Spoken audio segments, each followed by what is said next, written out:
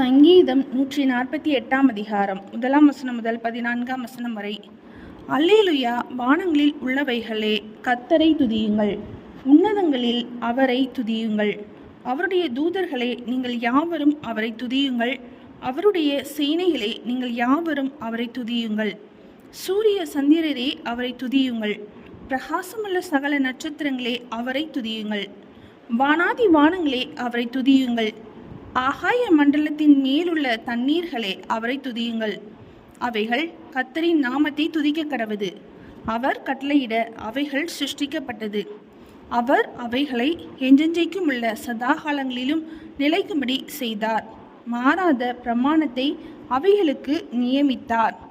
பூமியில் உள்ளவைகளே, கர்த்தரை துதியுங்கள், மகா மச்சங்களே, சகல ஆழங்களே, அக்கினியே, கல்மலையே, உறைந்த மலையே, மூடு பனியே, அவர் சொற்படி செய்யும் பெருங்காற்றே, மலைகளே, சகல மேடுகளே, கனி மரங்களே, சகல கேதுருக்களே, காட்டு மிருகங்களே, சகல நாட்டு மிருகங்களே, ஊரும் பிராணிகளே, இறகுள்ள பறவைகளே, பூமியின் ராஜாக்களே, சகல ஜனங்களே, பிரபுக்களே, பூமியில் உள்ள சகல நியாயாதிபதிகளே, வாலிபரே, கன்னிகைகளே, முதிர் வயதுள்ளவர்களே, பிள்ளைகளே, கர்த்தரை துதியுங்கள்.